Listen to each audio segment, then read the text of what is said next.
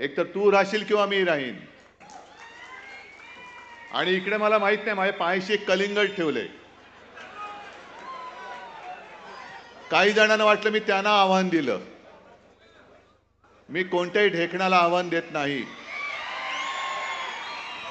मी म्हणजे जमलेल्या सर्व माझ्या लढवय्या शिवसैनिक बांधवांनो, भगिनींनो आणि मातांनो, बऱ्याच वर्षांनंतर मी पुण्यामध्ये तुमच्या समोर येतोय.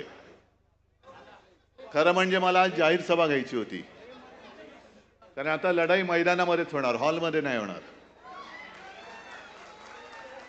आणि जसं मी परवा मुंबईतल्या शिवसैनिकांसमोर बोलताना बोललो, ज्याचा उल्लेख संजय राऊत यांनी केला, आणि इकडे एक फोटो आहे, एक तर तू राहशील किंवा मी राहीन. आणि इकडे मला माहित नाही माझ्या पायाशी एक कलिंगड ठेवलंय. काही जणांना वाटलं मी त्यांना आव्हान दिलं. मी कोणत्याही ढेकणाला आव्हान देत नाही. मी म्हणजे कोण आणि तू म्हणजे कोण हे समजून घेतलं पाहिजे. मी म्हणजे माझा संस्कारित महाराष्ट्र, आणि तू म्हणजे महाराष्ट्रावरती दरोडे टाकणारा दरोडेखोरांचा, टोळक्यांचा पक्ष जो आहे, तो अख्खा पक्ष. ढेकणाला कधी आव्हान नाही देत. ढेकणं अशी अंगठ्याने चिरडायची असतात. त्याच्यामुळे कोणाला तरी वाटलं की त्यालाच बोललोय, मग त्यांनी सांगितलं माझ्या नादाला लागू नका रे. तुझ्या नादाला लागण्या एवढ्या कुवतीचा तू नाहीच आहेस. आज बरेच विषय आहेत, बऱ्याच विषयांवरती मार्गदर्शन झालेलं आहे. चला जिंकूया. बोलायला खूप सोपं आहे, पण कसं जिंकायचं आणि कशासाठी जिंकायचं हा महत्वाचा विचार आहे. कसं जिंकायचं हे सांगितलं गेलंय, आणि कशासाठी जिंकायचं याचा अनुभव तुम्हाला सर्वांना येतोय. मी माझं पुढचं भाषण सुरू करण्याच्या आधी पुणेकरांचा जो विषय, काल मला संध्याकाळी रिव्हरफ्रंट या विषयामध्ये अभ्यास करणारे जे काही पर्यावरणवादी आहेत त्यांनी माझी भेट घेतली. आणि तुम्हाला सगळ्यांना कल्पना पाहिजे, गेल्या काही दिवसांपूर्वी जो पुण्यामध्ये पूर आला होता, हा केवळ एका विभागाचा पूर नाहीये. काही हजारो संसार त्याच्यात उद्ध्वस्त झाले. पाऊस पडला, पूर आला, तसं मागे पानशेतचंही धरण फुटलं होतं. या गेल्या काही दिवसांमध्ये सुद्धा पूर्ण देशात, मग वायनाड असेल, केदारनाथ असेल, बऱ्याच ठिकाणी पूर येतोय, भूस्खलन होतंय. आणि याच्यामध्ये आपण नुसतं निसर्गावरती टाकून नाही चालणार. काही गोष्टी ज्या आपण चुकतो आहोत, मी चुकत नाही म्हणत, गुन्हे घडतायत आपल्याकडनं, या गुन्हेगारांना लटकवण्यासाठी म्हणून सुद्धा आपल्याला जिंकलं पाहिजे. फासावरती नसलं तरी उलटं लटकवलंच पाहिजे. आणि मी तुम्हाला सर्वांना विनंती करेन, पुणेकरांना खास करून, की हा अख्खा विषय हा पुणेकरांचा आहे. एक विकासाचं स्वप्न दाखवणं खूप चांगलं आहे, की इकडे जॉगिंग ट्रॅक होईल, सायकल ट्रॅक होईल, हे बरोबर आहे. पण त्याच्यासाठी माझ्या शहराची काय हानी होणार आहे ते सुद्धा दाखवा जरा. आणि मी फक्त 2 फोटो तुम्हाला दाखवणार आहे. हे घेऊन जा गोष्ट.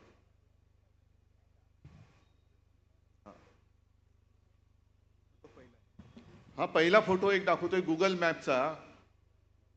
मुंबईमध्ये जसं पूर आल्यानंतर आपण काही ठिकाणी त्याची उपाययोजना केली, तरी देखील यावर्षी आणखीन वेगळ्या ठिकाणी पाणी तुंबलं.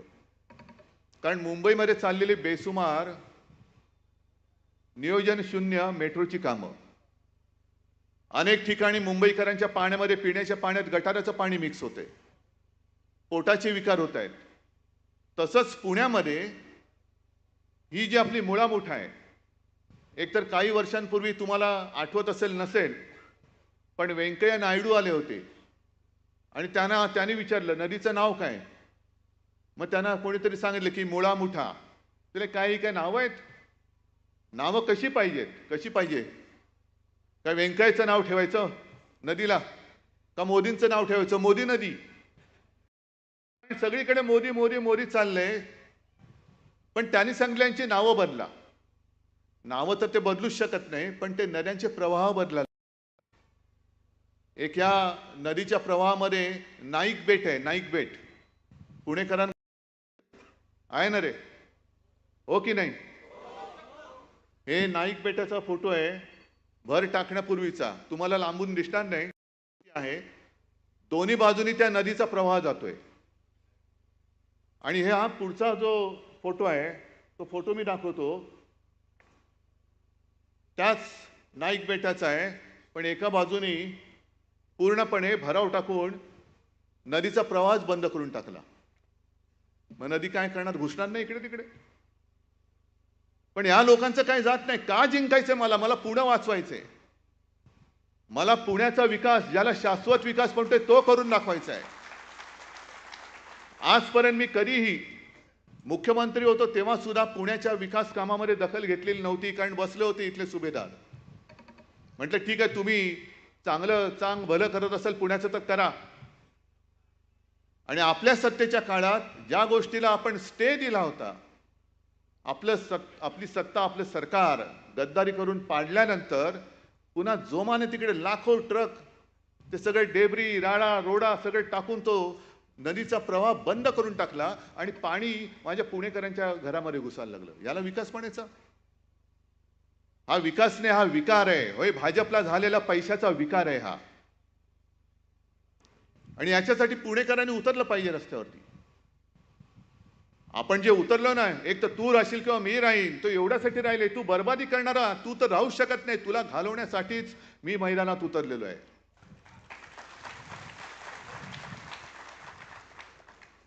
हे बेट कोणाचं आहे? तिकडे भराव कोण टाकतंय? माझ्या माहितीप्रमाणे संजय, आत्ता तुम्ही जो उल्लेख केला राम मंदिराचा, गळते राम मंदिर, तसंच नवीन संसद भवनही गळते. हे जे नवीन संसद भवन आहे ते ज्यांनी बांधलं तोच कॉन्ट्रॅक्टर या नदी बुजवण्याचं काम करतोय, ही माझी माहिती आहे. हाय गुजरातचाच आहे, औरंगजेबाच्याच राज्यात जन्मलेला आहे. मग कॉन्ट्रॅक्टर माझा लाडका. मग काय, पैसे गेले तरी जातील, जाऊ दे, पण माझ्या कॉन्ट्रॅक्टरची तुंबडी भरली पाहिजे. पुणेकर मेला तरी चालेल, पण नदी बंद झालीच पाहिजे. कॉन्ट्रॅक्टरच्या खिशामध्ये पैसा पडलाच पाहिजे. हे कॉन्ट्रॅक्टर सुद्धा त्यांना सांगतो, जरा 3 महिने थांबवा, नंतर तुमचा सुद्धा हिशोब चुकता केल्याशिवाय राहणार नाही आम्ही. तुमचा हिशोब चुकता करू. अरे 14 महिन्यामध्ये अजून 1 वर्ष झालं नाही नवीन संसद भवन उघडून. 1 वर्ष झालं असेल जेमतेम. किती वर्ष झाली? 1 वर्ष. मोदी जे काँग्रेसकडे हिशोब मागतायत, 60 साल में क्या किया, 70 साल में क्या किया. अरे तुम्ही 12 महिन्यात जे संसद भवन बांधले ते गळते, त्याचा हिशोब पहिला द्या आणि मग आमच्याकडे 70 वर्षाचा हिशोब मागा. 70 साल में क्या किया. तुमचं सगळंच गळतंय. नाही म्हणजे जे बांधलंय ते मी बोलतोय. काय शब्द अर्थाचा अनर्थ करू नका. बाकी कुठे मी काही पाहिलेलं नाही. पण संसद भवन गळते, राम मंदिर गळते, पेपर लीक होत आहेत. सगळं गळती सरकार. याला म्हणायचं नाही तर दुसरं कोणतं आहे? हे गळती सरकार आहे. आणि पुणेकरांना सुद्धा मी विचारतोय की गेल्या 10 वर्षापूर्वी जे काही पुणे होतं आणि ज्या एका विश्वासाने, तेव्हा आमचं सुद्धा पाप आहे, आम्ही सुद्धा यांना पाठिंबा दिला होता, हिंदुत्वाच्या वेडापायी दिला होता. मग 10 वर्षापूर्वीचं पुणे अधिक चांगलं होतं की हे सगळं बट्ट्याबोळ झालेलं पुणे अधिक तुम्हाला चांगलं वाटते? ह्याचं उत्तर द्या. आणि मग तू तरी राहशील तर मी तरी राहीन, होऊन जाऊ दे, काही असेल.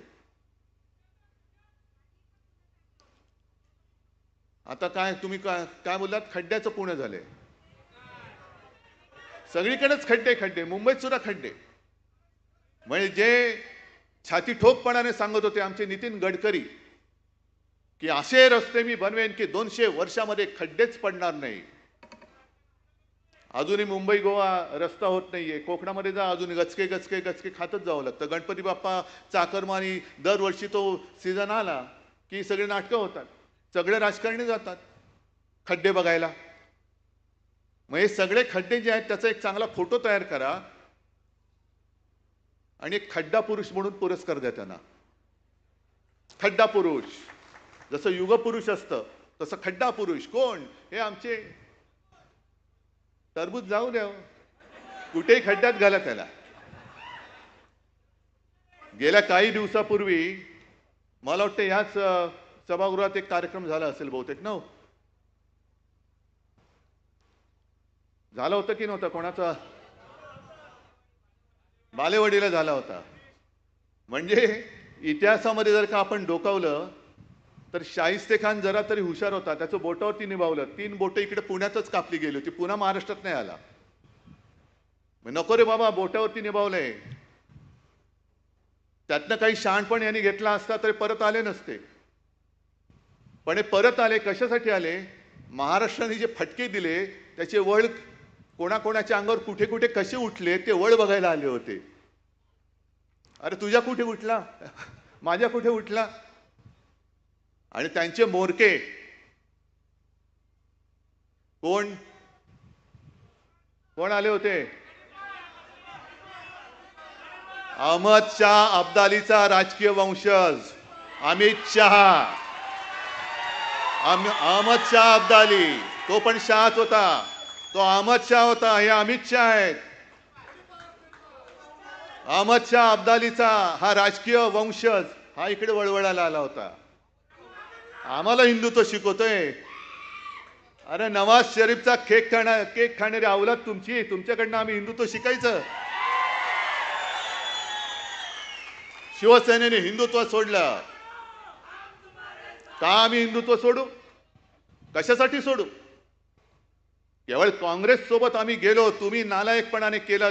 जे शंकराचार्य म्हणाले विश्वासघात करने वाला हिंदू नाही हो सकता, तो विश्वासघात तुम्ही आमच्याशी केलेला आहात. आणि शंकराचार्य म्हणतात जो विश्वासघात करतो तो हिंदू नाही. मग तुम्ही आमचा विश्वासघात केल्यानंतर शंकराचार्य जे म्हटलेत, मग तुम्ही हिंदू आहात की नाही आहात? आणि तुम्ही जे काय करता सत्ता स्थापनेसाठी, अगदी तुमचे पूर्वज जरी काढले 1940 सालापासून, श्यामाप्रसाद मुखर्जी, मी नाशिकच्या शिबिरात सुद्धा बोललो होतो. मुस्लिम लीगने, तेव्हाच्या मुस्लिम लीगने देशाची फाळणी मागितली होती. त्या मुस्लिम लीग बरोबर मांडीला मांडी लावून बंगालमध्ये सरकारमध्ये स्थापन होणारे यांचे राजकीय बाप श्यामाप्रसाद मुखर्जी, मेहबूबा मुफ्ती मोहम्मद बरोबर ती सरकारमध्ये सामील होणारी ही भाजपा. आज सुद्धा चंद्रबाबू नायडू हा काही हिंदुत्ववादी माणूस आहे? नितीश कुमार हे काय हिंदुत्ववादी माणूस आहेत? पण त्यांनी मुस्लिम काय म्हटलेलं आहे त्याच्याकडे डोळे झाक करून आम्ही आमचं सांगतोय, आमचं हिंदुत्व कसं आहे हे आम्ही जाहीरपणाने सांगतोय. अरे पहिलं तू कसं आहे अमित शाह ते तरी सांगा ना आम्हाला. एकदा मोदी आम्हाला सांगतात की त्यांचं बालपण हे मुस्लिम कुटुंबियांच्या सोबत गेलेलं आहे. ईदच्या वेळेला ते ताजिया खाल्लं पण जायचे. ईदच्या दिवशी त्यांच्या घरचं जेवण मोदीजींच्या घरी यायचं. मग हे जर तुमचं हिंदुत्व किंवा तुमची धर्माची संकल्पना असेल तर उत्तर प्रदेशमध्ये आता आदित्यनाथनी जे काय लावलं होतं ते कोर्टाने हाणून पाडलं. कावड यात्रा जी वर्षानुवर्ष चालले, त्या मार्गावरती जेवढी दुकानं आहेत त्या दुकानदारांच्या मालकांची नावं त्याच्यावर लावायची, हा हिंदू आहे का मुसलमान आहे. मग मोदींचं हिंदुत्व आम्ही मानू तुमचं आहे म्हणून का? ते आदित्यनाथ सांगतायत ते तुमचं हिंदुत्व आहे. तुम्ही वाटेल ते करता. आम्ही काय म्हटलं तर लगेच त्यांनी हिंदुत्व सोडलं. मग आणखीन एक त्यांनी एक शब्द काढलाय, ते हिंदू मुसलमान मुला मुलीचं लग्न झालं आणि काय झालं की लव जिहाद. मग तसं मी म्हणतोय तुम्ही बेशरमपणाने तुमच्या सत्तेसाठी सरकारमधनं माणसं फोडताय, पक्ष फोडताय, पक्ष चोरताय. कोणत्याही पक्षाच्या जाहीरनाम्यामध्ये मुसलमानांसाठी काही जर का असेल तरी देखील तुम्ही त्यांना जवळ करताय. आणि आम्ही आमचं हिंदुत्व जे काय आहे ते सांगितल्यानंतर मुसलमान आमच्या सोबत असतील तर आम्ही औरंगजेबाचे फॅन क्लब. मग तुमचं जे काय चाललंय हा सत्ता जिहाद नाहीये, हा सत्ता जिहाद आहे. सत्तेसाठी वाटेल ते, म्हणजे तुम्ही काही करा पण आम्हाला सत्तेत घेताय तर तुम्ही आमचे. आणि म्हणून मी अमित शहाना मुद्दामून काही वाक्य ऐकवण्यासाठी म्हणून हे कागद घेऊन आलेलो आहे. हे कोणी लिहिले? ज्या वेळेला आणीबाणी होती त्या आणीबाणीच्या काळात अनेक जणांना तुरुंगात टाकलं गेलं. सरदार वल्लभभाई पटेलांनंतर इंदिरा गांधींनी तेव्हा RSS वरती बंदी घातली होती आणि तेव्हाचे जे RSSचे प्रमुख होते बाळासाहेब देवरस हे येरवड्यामध्येच तुरुंगात होते. तुम्ही जे काय आता सांगताय ना संविधान हत्या दिन आणि तुम्ही जो काय विरोध केला होता ती देवरसांची पत्र काढा, ते पुस्तक आहे आणि ती पत्र वाचल्यानंतर कळेल संघाचा आणीबाणीला पाठिंबा होता का विरोध होता ते त्या पत्रातून कळेल. पण देवरसांनी 2 पत्र ही तत्कालीन पंतप्रधान इंदिराजींना लिहिली होती आणि त्याच्यामध्ये संघ म्हणजे काय आहे ते त्यांनी सांगितलं होतं. हिंदी में है, थोड़ा सा पढ़ने की कोशिश करता हूं. त्यांनी सांगितलं की राष्ट्रीय स्वयंसेवक संघ पर सांप्रदायिकता का आरोप करने वाले भी कुछ लोग हैं, पर उनका यह आरोप निराधार है. यद्यपि संघ का कार्यक्षेत्र संप्रति केवल हिंदू समाज तक ही सीमित है, फिर भी किसी अहिंदू के खिलाफ कुछ भी संघ में सिखाया नहीं जाता. संघ में मुसलमानों का द्वेष करना सिखाया जाता है, यह कहना भी सर्वथा असत्य है. इस्लाम धर्म, मोहम्मद पैगंबर, कुरान तथा ईसाई धर्म, ईसा मसीह, बाइबल, इनके संबंध में संघ में अनुचित शब्द का भी प्रयोग नहीं होता. इतना ही नहीं बल्कि सर्व धर्म समभाव यानी एक सत विप्रहा बहुधा वदंती, यह जो हिंदुओं की विशेषता है उसी को संघ सर्वोपरि मानता है. मग हे कोणाचा फॅन क्लब आहे? मग त्या अब्दालीला विचारा, अहमद शहाचा जो वंशज वळवळतो ना इकडे इकडे येऊन बोंबलून गेला, त्यांना विचारा की हे हिंदुत्व म्हणून तुम्हाला संघ नकोय का? निवडणुकीच्या शेवटच्या सुमारास नड्डा जे बोलले होते की आता आम्हाला संघाची गरज नाही, कारण संघाचं हिंदुत्व अमित शहाना मान्य आहे की नाही हे तुमच्या समोर मी जाहीर त्या अहमद शाह अब्दालीच्या राजकीय वंशज अमित शहाना विचारतोय. हे राजकीय वंशज आहेत त्यांचे. तोडा फोडा आणि राज्य करा. मराठी माणसाची सुद्धा जी एकजूट आहे, हिंदूंची एकजूट आहे. जातीपातीत धर्म भांडणं लावायची, समाजात भांडणं लावायची आणि स्वतःची घरं ही चांगली सजवायची, दुसऱ्यांची घरं जाळायची, त्यांच्या होळ्या पेटवायच्या आणि तुमच्या पोळ्या भाजायच्या. हे हिंदुत्व आमचं छत्रपती शिवाजी महाराजांनी आम्हाला नाही शिकवलं. हे अब्दाली, हे तुमच्या औरंगजेबाने तुम्हाला शिकवलेलं हिंदुत्व असेल कदाचित, ज्याला आम्ही हिंदुत्व मानत नाही, ज्याला आम्ही मानत नाही. हे पुस्तक आहे, त्याच्यामध्ये अनेक देवरसांचे लेख आहेत. आणखीन एक मुद्दा म्हणून तुम्हाला सांगतोय, हे घेऊन जा बाजू. हा, आता यांना संघ का नकोय? कारण आणखीन एक पुढचं एका लेखात त्यांनी म्हटलेलं आहे की कुर्सी लोलूप नेतृत्व फार मोठं आहे, पण एक 4 ओळी वाचतो आणि हे खरंच देवरसांचं कौतुक आहे की त्यांना हे दिसलं होतं की काय तेव्हा मला माहिती नाही की असे नतद्रष्ट संघाचा उपयोग करून सत्तेत येतील आणि संघाच्या ह्याला हरताळ फासतील हे त्यांना ओळखलं होतं. त्यांनी असंच म्हणावं लागेल. आणि त्यांनी जे लिहिलेलं आहे कि सत्ता में जब आदमी आता है, कुर्सी पर बैठता है तो कुर्सी का कुछ ना कुछ मोह होने लगता है और आहिस्ता आहिस्ता फिर मेरा दल यह विचार बहुत मात्रा में प्रभावी होता है और सारी नीतियां देश के कल्याण के लिए न होकर या तो खुद के लिए या दल के हित के लिए होने लगती है.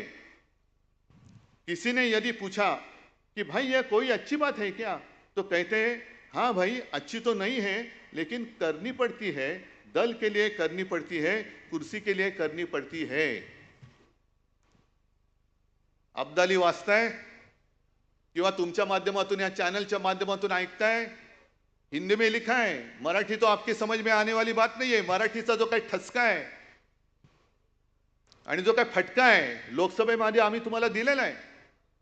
पण तुम्हाला मराठी इतके वर्ष महाराष्ट्रात राहून कळत नसेल तर मुद्दामून तुमच्याच देवरसाने लिहिलेल्या हिंदीतले हे 4 ओळी ज्या आहेत त्या अब्दाली तुम्ही वाचा.